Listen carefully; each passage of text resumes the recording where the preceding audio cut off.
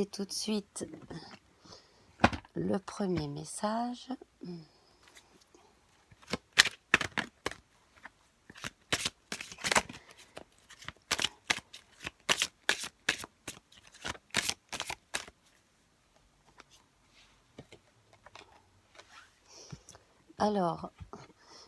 Alors là, le thème, c'est le temps. Alors, peut-être qu'il va me falloir un peu de temps pour,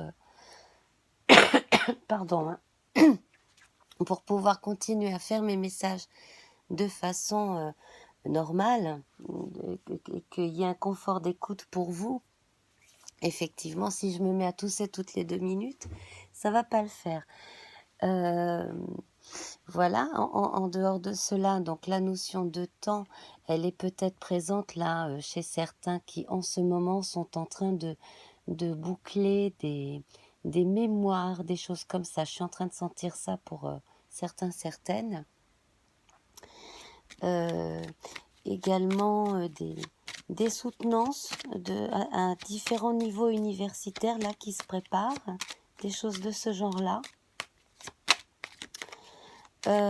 Sinon aussi, si vous êtes dans les affaires, il y a probablement, comment dire, oui, des histoires d'appels d'offres aussi, des choses comme ça, avec des temps vraiment très très carrés à respecter,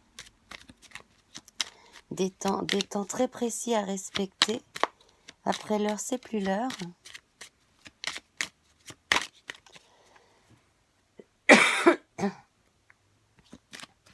Alors, on va la mettre là.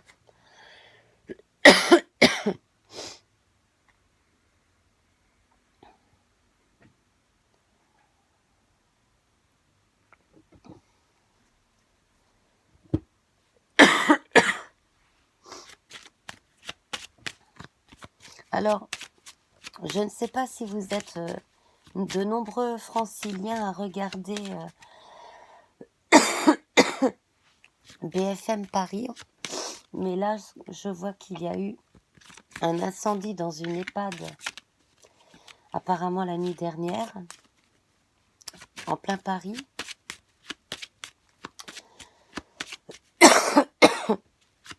Donc, je vous invite à avoir avec moi une pensée pour les gens qui ont été pris dans cet incendie. Voilà. Alors, donc on en revient à notre histoire de temps. Donc j'étais en train de voir, déjà de visualiser des gens en train de terminer des dossiers, tout un tas de textes écrits, bien rédigés aussi, à rendre dans un temps très court là maintenant. Alors qu'est-ce qu'on a à nous dire là-dessus précisément ? C'est bon, le cap devrait se passer en souplesse, très bien, c'est bien. Les temps sont respectés. Peut-être que certains ont eu droit à 1 ou 2 journées de plus, mais en tout cas, ça se passe bien. En dehors de cela, j'ai l'impression que certaines personnes parmi vous ont passé un cap aussi, sur le plan personnel, un cap très très très important. Alors, il y a le cap personnel de la vie de famille, du fait de changer de rythme quotidien. Peut-être avez-vous changé de travail, hein, qui sait. Mais il y a également le fait d'avoir changé son fusil d'épaule et de changer de rythme quotidien, de reprendre confiance en soi et de se dire, bon, ben voilà, je vais prendre le problème autrement, je vais essayer d'entamer mes journées autrement, de façon à voir évoluer ma vie un peu comme j'aimerais qu'elle le soit. Voilà.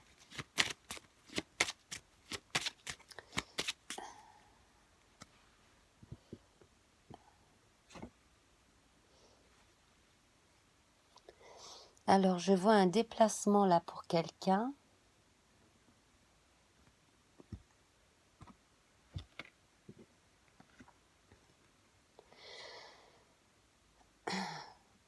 Alors, si vous travaillez dans le domaine scolaire, peut-être allez-vous accompagner des enfants à une sortie pédagogique. Il y a également le cas de la personne qui commence, qui a déménagé et qui commence à travailler dans une école.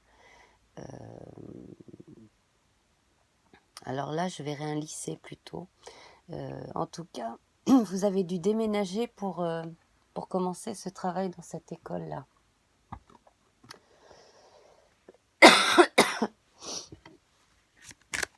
Ensuite,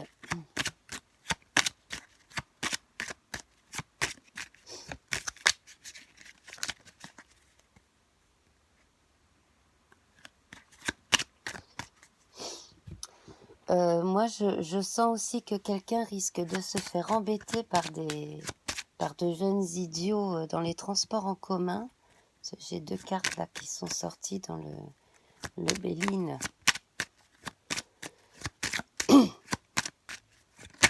Donc, s'il y a des petits cons qui rentrent dans votre wagon, descendez tout bonnement du wagon et puis changez de wagon. Hein, voilà. Hein, voilà. Vous avez mieux à faire que de perdre votre temps avec les sales gamins. Voilà. Alors là, on est vraiment dans le factuel.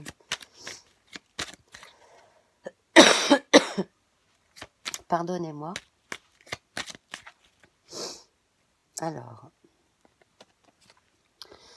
Bon, il y a une personne un petit peu peureuse là dans l'assistance. Ne vous inquiétez pas, hein, vous pouvez prendre les transports en commun, vous êtes protégés. Quand je dis qu'il peut y avoir justement des désagréments, bon ça arrive à tout le monde. La chose la plus simple à faire, surtout si on est une femme et seule, c'est qu'on descend du wagon, on change de wagon, hein, tout simplement. On ne perd pas son temps à essayer de raisonner des gamins mal élevés. Hein. Voilà. En tout cas, c'est ce que je pense. Bon, alors, on va changer de sujet là quand même parce que les changements de...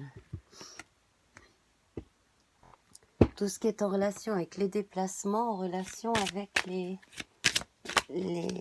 jeunes apparemment. En tout cas, quoi que vous fassiez aujourd'hui à ce niveau-là, c'est bon. Hein.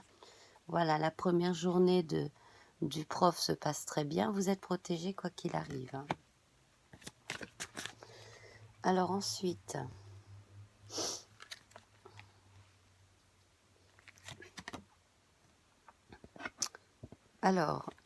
il y en a parmi vous qui êtes en train de commencer un apprentissage. Alors ça peut être, par exemple, apprendre à connaître, à décrypter le tarot de Marseille. Ça peut être ce genre de choses. Ça peut être quelque chose dans l'artisanat, puisqu'on a la main. Hein. Apprendre à faire des choses par soi-même. Comme on a l'œil, on a la connaissance.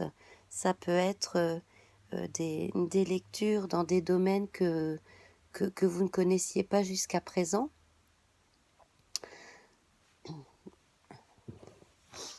Et puis, bon, voilà, si vous avez envie d'explorer des choses un peu ésotériques, entre guillemets, c'est tout à fait la journée appropriée. J'ai une carte qui vient de tomber. On me parle d'héritage. Alors, héritage intellectuel, visiblement, il y a dans vos aïeux quelqu'un qui était intéressé par les mêmes choses que vous.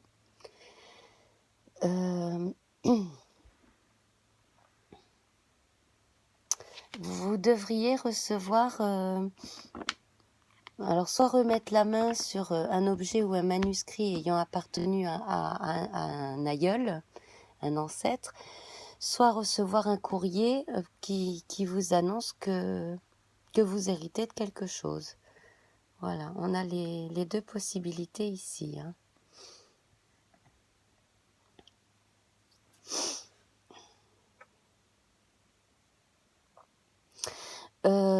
on me dit aussi que si vous vous demandez si vous devriez reprendre l'artisanat, le commerce de votre père ou de votre mère, allez-y, hein, c'est vraiment votre héritage, hein. Il faut que, enfin vraiment, si vous avez appris le métier avec votre parent et que là vous pouvez récupérer l'atelier,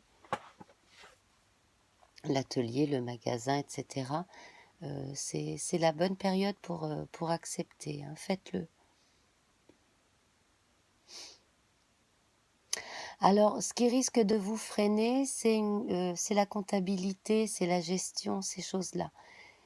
Bon, ben, si ce n'est que ça, si vous êtes plus manuel que gestionnaire, confiez la gestion à quelqu'un, tout simplement. Confiez la comptabilité à un proche, à quelqu'un de la famille qui s'y connaît très bien, ou alors embaucher un comptable, quelqu'un qui vous fasse la comptabilité, même une fois par mois, ou vous voyez, voilà.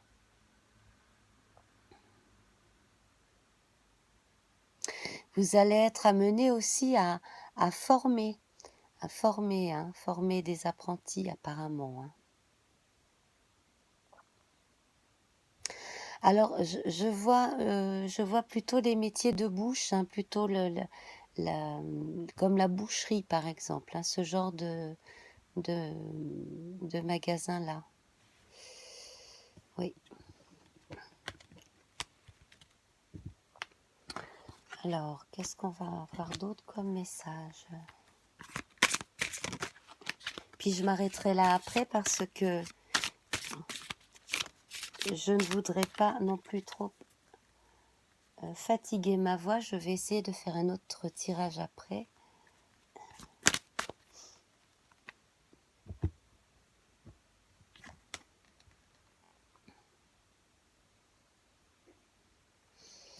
Alors là, si vous vivez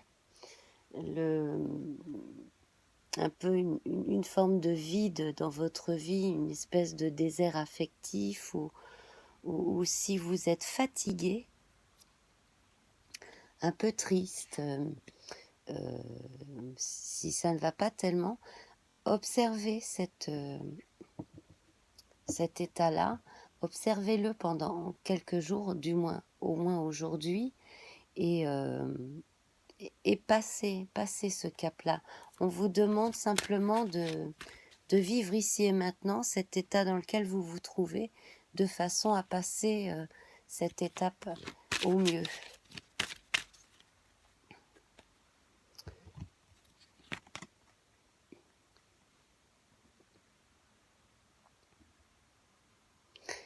Alors là, c'est peut-être moi qui vais devoir refaire un silence radio, hein, c'est possible, c'est très possible.